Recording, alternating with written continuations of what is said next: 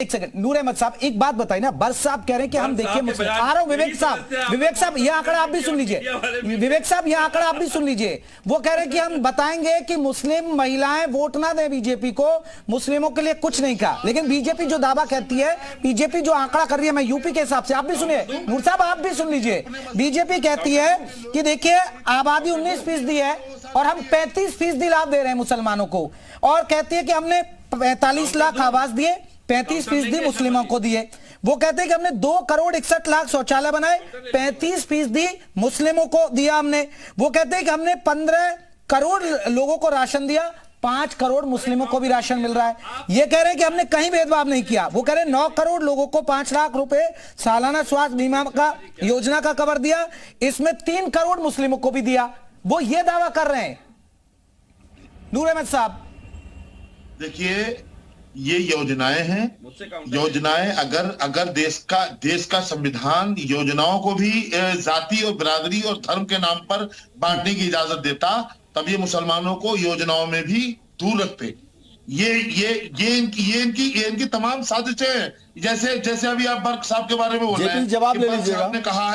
बर्क साहब ने कहा है कि हमारी महिलाएं, हम महिलाओं को समझाएंगे। बर्क साहब ने ये बात गलत कही है। हमारी महिलाएं अपने शौहरों के साथ में है, अपने मर्दों के साथ में है, किसी के बहकावे में आने वाली नहीं है। ये समझाना ना समझाना क्या होता है। ठीक है मनोज साहब, मैं लौटूंगा मुझे एक बंसल साहब एक बड़ा सा, मैं आ रहा हूं विवेक जी आपके पास हूं। बंसल साहब, क्योंकि बंसल साहब को जाना है, फिर ब्रेक के बाद वो नहीं रहेंगे हमारे। बंसल साहब एक बात का जवाब दीजिएगा, क्योंकि अभी ओवैसी साहब ये भी कह रहे हैं कि देखिए अभी जो मथुरा और काशी में भी साजिश हो रही है, वो ये बात भी कह रहे हैं कि विश्व हिंदू परिषद, बीजेपी वाले, ये लोग साजिश कर रहे हैं उसको भी लेकर, मस्जिद को लेकर।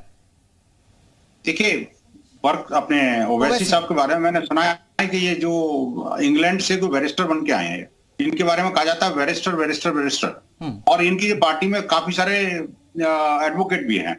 लेकिन मुझे एक बात बता दो कि राम जन्मभूमि का आंदोलन पिछले 70 वर्षों से न्यायालय में चल रहा है। क्या बैरिस्टर साहब ने कोई एप्लीकेशन कभी सुप्रीम कोर्ट गए हैं क्या, हाई कोर्ट गए हैं क्या, कोई एप्लीकेशन लगाई है क्या कि मेरी बाबरी, या बाबरी मस्जिद में, जिसको बाबरी मस्जिद कहते हैं, मैं उसको पापी का बनाया हुआ पाप का ढांचा बोलता हूं, वो 1936 से लेकर के और 1992 तक, जब तक वो धराशायी हुई, तब तक के बीच में इतने दशकों में कभी किसी ने नमाज पढ़ी क्या? इनके परिवार में से कोई गया क्या? बताओ ना, कोई हैदराबाद से कोई बाबरी के लिए नमाज पढ़ने गया हो, और वो उस मस्जिद में कहीं कोई वजू करने का स्थान भी था क्या? बेकार मस्जिद बाबर और बाबरी के साथ में अपने को जोड़ना, भारत के मुसलमानों को बाबर के साथ जो विदेशी था, आक्रांता था, दुष्ट था, दुर्दांत था और आक्रमणकारी था, उसके साथ भारत के भोले वाले मुसलमानों को जोड़ करके क्या करना चाहते हैं? और मैं कहता हूँ ये जैसी अजगरी है, मुझे नहीं पता आचार्य है कि अजगरी है ये, लेकिन मैं ये कहना चाहता हूँ इस मानसिकता से नूर अहमद जी आपको काउंटर कर रहे हैं, एक बार सुन लीजिए, जल्दी से कहिए नूर अहमद साहब। भारत बदल रहा है। बंसल जी आप ये बाबर ज्यादा आपके दिल में धड़कते हैं, हमारे लिए बादशाह थे, वो आए थे चले गए। भैया बहुत से लोग आते हैं चले जाते हैं, वो सिर्फ इतिहास के पन्नों में बाकी है, वहां से आप कभी मिटा भी नहीं सकते। लेकिन जो मुझे बताइए कि आपके लिए, चले मुझे ब्रेक मिले साहब। विवेक साहब एक बड़ा सवाल जो मैं आंकड़े पे बात कर रहा था, बीजेपी ये दावा करती है, फिर विरोध क्यों? मैं 2 उदाहरण से अपनी बातों को रखूंगा, लेकिन एक निवेदन है, मेरी बात आने दीजिएगा। ठीक है। पहली बात तो देख करके अच्छा लगा कि जो आंकड़े भाजपा प्रवक्ता को रखने चाहिए थे, वो आंकड़े आपने रख करके उनकी सहायता कर दी। मैं सर सहायता नहीं कर रहा था, मैं दावा जो कर रहे हैं मैं पूछ रहा हूं, दावा सही है क्या गलत है? चलिए, हाँ वो उम्मीद मैं बीजेपी प्रवक्ता से कर रहा था, चलिए कोई नहीं। बहरहाल अब हम विषय पे आते हैं कि देखिए 69,000 शिक्षक भर्ती में क्या केवल और केवल हिंदू है, लेकिन हक मारा गया। बिल्किस बानो के प्रकरण में अपमान किसका हुआ, महिला का या मुस्लिम का, इसको भी तय कर लीजिएगा। अकबर नगर के 2400 घरों पे जो आज बुलडोजर चल रहे हैं, अगर ये बुलडोजर समाजवादी सरकार ने चलाए होते, जिस योजना की ये विरोध में थे नवीनीकरण के नाम पे, आज उसी योजना को बनाने के नाम पे ये 2400 घरों को जमीजोज करने जा रहे हैं, बुलडोजर चलेगा। लेकिन ये बुलडोजर तब बुलडॉग बन जाता है जब बात भाजपा के बलात्कारियों की आती है, जिनसे कि प्रचार प्रसार सब करवाया जाता है, 3 दिन में चिन्हित करने के बाद 60 दिन बाद गिरफ्तारी की जाती है। यह पहली बात आई मेरी। दूसरी बात सुन लीजिए, नोटबंदी में जनता परेशान, लॉकडाउन में मजदूर परेशान, जीएसटी में व्यापारी परेशान, इनके कृषि कानून से किसान परेशान, अग्निवीर से युवा परेशान, हिट एंड रन कानून से आज ड्राइवर परेशान। बस परेशान कोई नहीं है इन सारी चीजों में, तो अडानी और अंबानी परेशान नहीं है। तो भाई मुझे तो यह समझ में नहीं आता है कि जब समाजवादी पार्टी और उसके नेता मुद्दों पे प्रहार करते हैं तो भाजपा के लोग इतना परेशान क्यों होते हैं? आज क्या भाजपा हिंदू हिंदू नहीं कर रही है? आज अगर बर्क साहब ने अपने एक समाज के लिए कोई बात कह दी तो मुझे लगता है वो राजनेता है भाई, राजनीति करने के लिए मनोज उपाध्याय जी, बीजेपी के पेट में दर्द क्यों? भाई आप भी हिंदुत्व के एजेंडे को धार दे रहे हैं, विवेक जी सही तो कह रहे हैं, आप लोगों के पेट में दर्द क्यों हो रहा है? करेंगे वो भी बात अपने मुसलमानों की?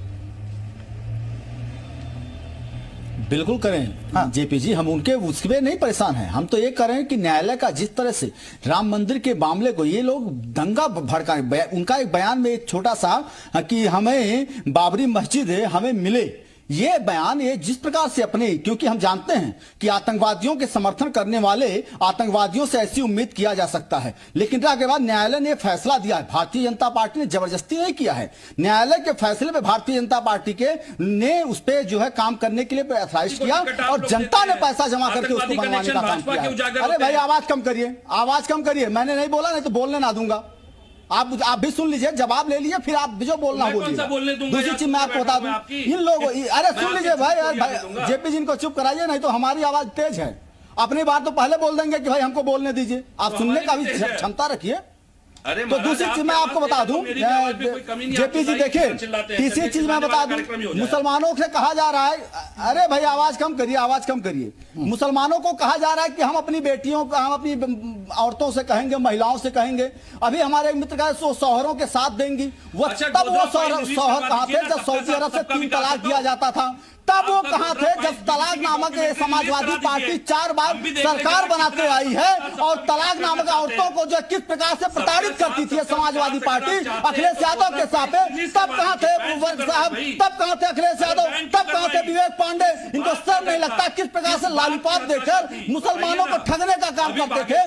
आज तक वर्ग साहब हमको बता दें कि मदरसों के अंदर कितना जो शिक्षा इन्होंने दे दिया, कितना समाजवादी पार्टी ने दे दिया, देने का काम किसी ने किया है तो नरेंद्र मोदी और योगी आदित्यनाथ की सरकार ने किया है। इनको शर्म आती है, जनता इनको लगातार नकारने का काम कर रही है, इस नाते इनको शर्म। एक एक करके बात रखे, विवेक जी सुन लीजिए, फिर आप, इनके पास मुद्दा नहीं है। बिना पूरी के शंकराचार्य को, अरे सुन लीजिए, मिर्ची ना लगे, क्योंकि अखिलेश यादव को भी मेंटली हो जाते हैं। इस नाते आप लोगों को पागल खाने जाने की आवश्यकता है। इस नाते मैं आपसे कह रहा हूँ कि जिस प्रकार से महिलाओं का शोषण हुआ, मुस्लिम महिलाओं का शोषण हुआ, जिस प्रकार से नौजवानों का शोषण हुआ, जिस प्रकार से बेरोजगारी। ठीक है, मैं राजकुमार गुप्ता जी को चर्चा में जोड़ लेता हूँ। राजकुमार गुप्ता जी, अभी देखिए हम बात कर रहे हैं ओवैसी साहब और बरके साहब के बयान पर। अभी देखिए, अब ये ठीक है, विवेक जी हो गई बात, मनोज जी हो गई ना, अब आप लोगों की हो गई, और भी लोगों मेहमान है भाई, और भी लोग हैं, वो भी आए, वो भी बेचारे अपना टाइम निकाल कर आए। नूर साहब को तो आज थोड़ा जोश भी नहीं दिखा पाया, अभी तक मौका ही नहीं मिला है बहुत ज्यादा। राजकमल जी, एक बड़ा सवाल सर, ओवैसी साहब के बयान, फिर बर्क साहब भी गाए बगाए उठा देते हैं राम मंदिर को लेकर बयान पर। अब ये बातें क्यों हो रही हैं? जब भव्य राम मंदिर बन रहा है, ये लोग अपनी मस्जिद की मार्केटिंग क्यों नहीं करते हैं? वो कर लें भैया, हम चंदा लगाएंगे, इतनी भव्य मस्जिद बनाएंगे, हम राम मंदिर से भव्य बना देंगे, वो बातें क्यों नहीं करते हैं? ये राम मंदिर पर क्यों सवाल उठा रहे हैं? देखिए, पहले तो आपसे एक निवेदन करूंगा, ये जो नूर साहब बोल रहे हैं, पहले तो सुने, जब ये बोल रहे थे तो हमने इनकी बात एकदम शांत होकर सुनी। अब ये अपने जवाब सुने, बीच में ना बोले, पहले बोलना है, अभी इनका कुछ और बाकी है तो और बोल रहे हैं। ठीक है, रखिए, आप कोई नहीं बोलेगा, आप बात तो रखिए। हाँ, जैसे कि ये पता, एक तरफ वही वाली बात है, बाबरवादी लोग हो गए जिन्हें अपने पूर्वज बाबर लगते हैं, एक तरफ कौन हो गए, एक तरफ होगा राष्ट्रवादी लोग जो देश से प्यार करते हैं, देश वासियों से प्यार करते हैं। ये लोग केवल वोट की राजनीति करने के लिए ऐसे बयान देते हैं। नूर अहमद साहब को भी लाइएगा स्क्रीन पर। देखिए, आप इनके, मैं तो ये साफ साफ कहना चाहता हूं, शफीकुर रहमान बर्क संसद के अंदर ये कहते हैं मैं वंदे मातरम नहीं करूंगा। वो शफीकुर रहमान बर्क जो हर बात के ऊपर एक विरोध करते हैं, क्या इनको उस समय संविधान की शपथ लेकर नहीं जाते लोकसभा के अंदर? मेरी इस बात का जवाब देंगे। दूसरी बात, जो अपने ओवैसी साहब हैं, ये अपना बैरिस्टर साहब हैं, विवेक जी आ रहा हूं आपके पास भी आऊंगा। ठीक, कानून के ज्ञाता हैं, और पता है ये केवल पढ़े लिखे लोगों को आतंकवादी बनाने के लिए प्रोत्साहित करते हैं। इनकी बातें साफ साफ देख लीजिएगा, ये राष्ट्रवादी लोग नहीं है, ये राष्ट्र विरोधी तत्व हैं। इन राष्ट्र विरोधी तत्वों के ऊपर अगर तत्काल कार्रवाई नहीं हुई तो नासूर बन जाएंगे। ठीक है।